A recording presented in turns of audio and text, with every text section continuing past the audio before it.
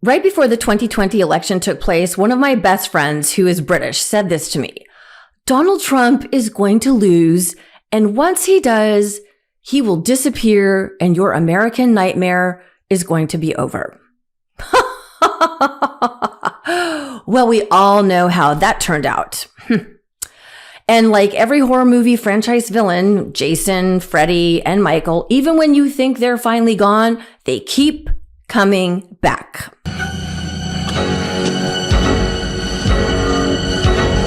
Oh, just like that, Donald Trump returned and seems to have only gotten more rotten, more depraved, if that's possible, and increased his power with his base.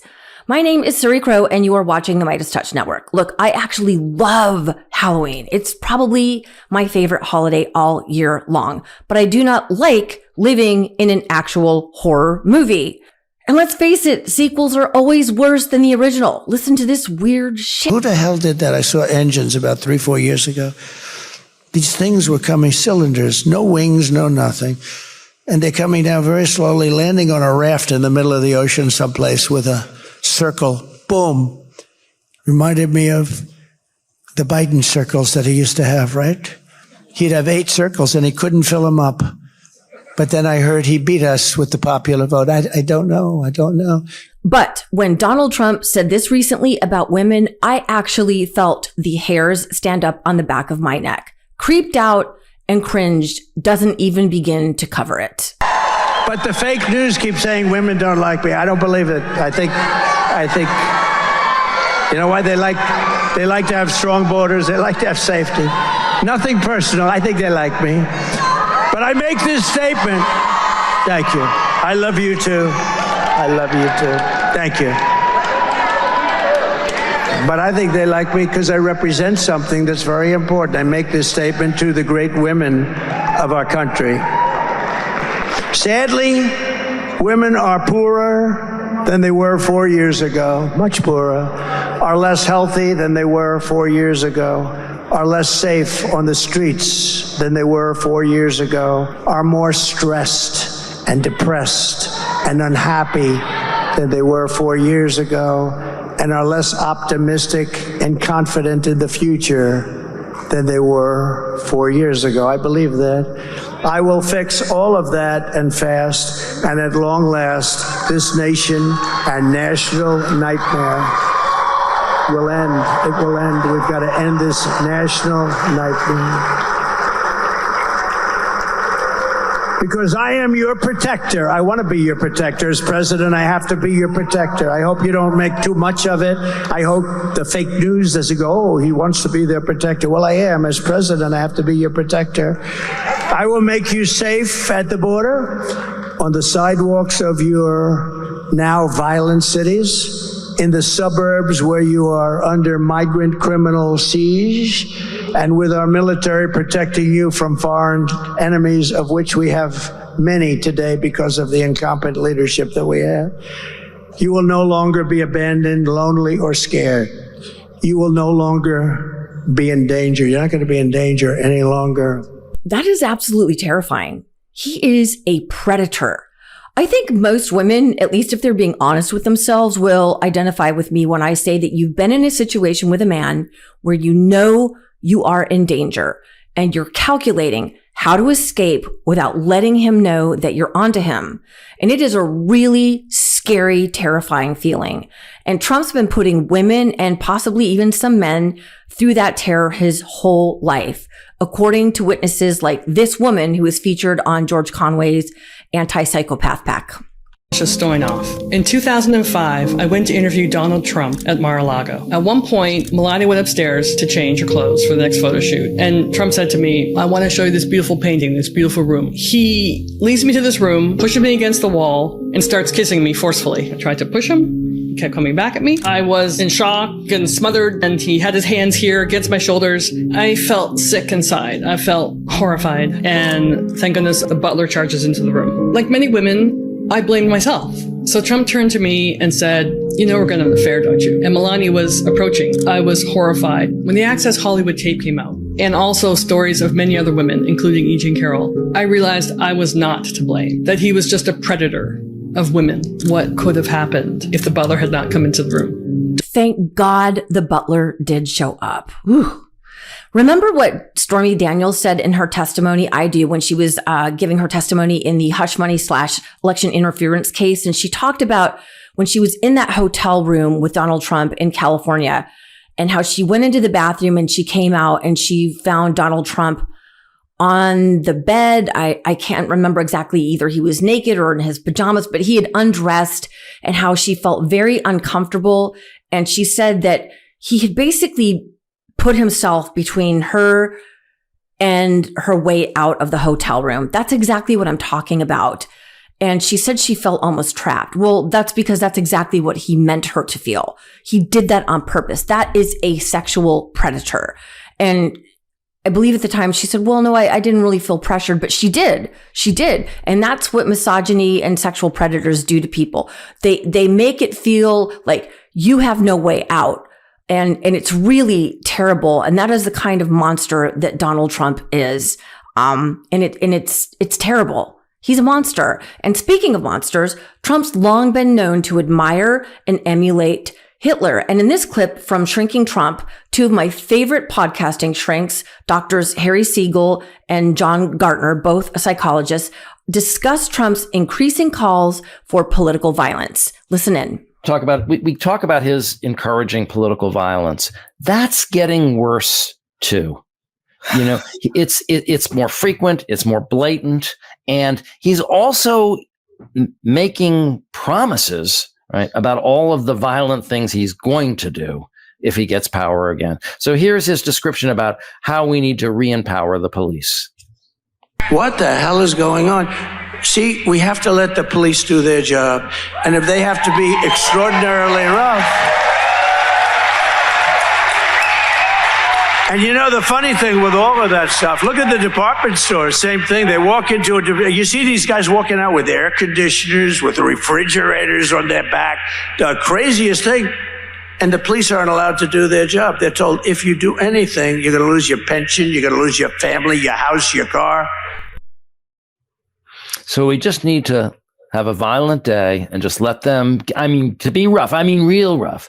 So what's he talking about? Summary executions, death squads, right-wing paramilitaries. Well, those are the kind of things you have in dictatorships, right? In dictatorships, if you, cross the wrong person, you just end up dead or missing, disappeared. Okay. Because there are these shadowy people who do illegal things. I think of Maduro in the Philippines, who bragged that he used to summarily execute drug addicts, that he used to bring them up in helicopters and just throw them in the ocean. And he claimed he did that to thousands of drug addicts. And this is the kind of person that Trump emulates. Yikes. Seriously, this is how Kim Jong-un operates, Vladimir Putin, and any other authoritarian dictator. They are evil, terrible people. And Trump recently said again that he wants to be a dictator. People, he is saying the quiet part out loud. He is telling us what he plans to do. Believe him. And it's all written out in Project 2025. And he has a huge group of people in the Heritage Foundation and all these MAGA loyalists who are going to install him. And they have a little young protege in JD Vance right there to back him up whenever Trump goes rambling off into the sunset. So we can't be surprised. And speaking of saying the quiet part out loud, Bond supervillain come to life, Elon Musk. And by the way, look at this photo that was taken at the Butler, Pennsylvania rally last week. Look at his face. The man looks demon possessed. He really looks just evil. Anyway, Musk was joking about assassination attempts on our sitting president and vice president and LOLing about it with fascist bro Tucker Carlson. Even bothering to try to kill Kamala because it's pointless. What do you achieve? Nothing. No, it's totally Just find right. another puppet. Exactly. It's no point in killing. It's deep and true, though. Nobody's trying to kill Joe Biden. It would be pointless. Totally. This is truly scary.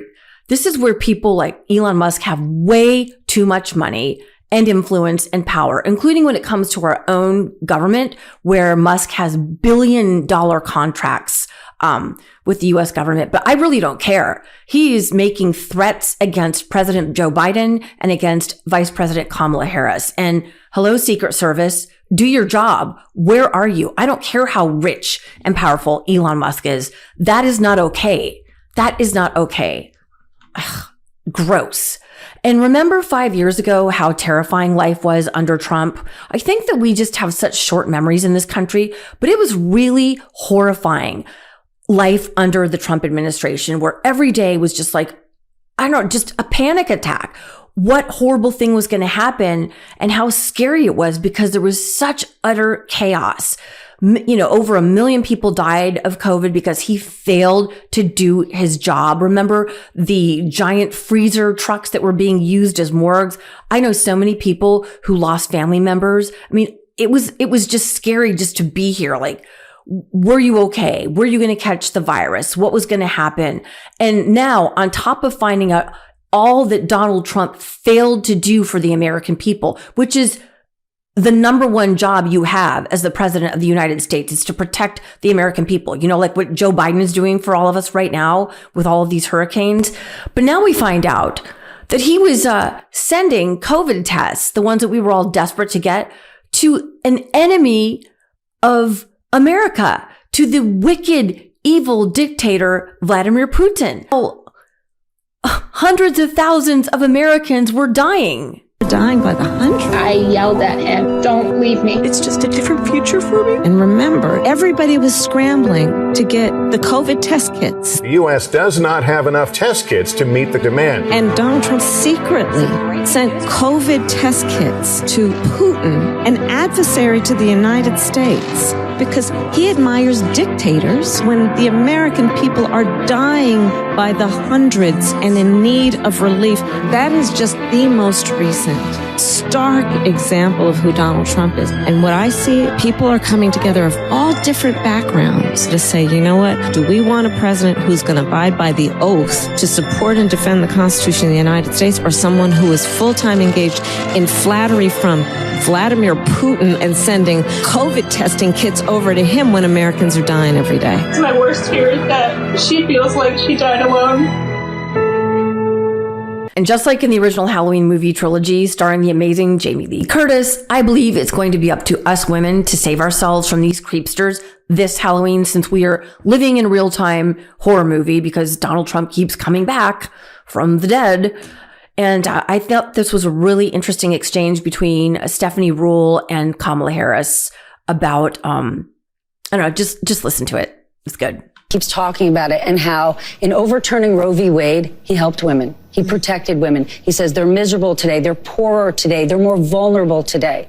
He said he will be the protector of women if elected. Can you respond to that? So Donald Trump is also the person who said women should be punished for exercising a decision that they rightly should be able to make about their own body and their future.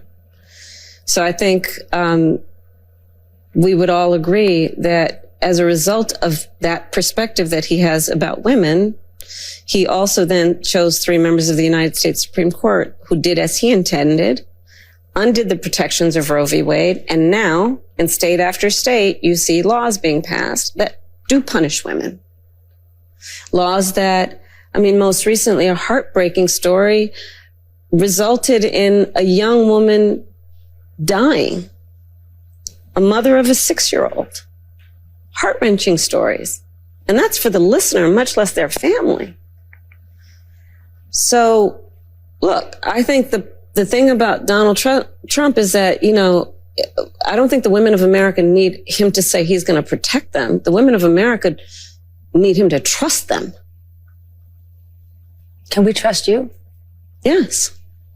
Yeah. Who can we trust? Well, if it's between Donald Trump and Kamala Harris, I know which one I'm picking.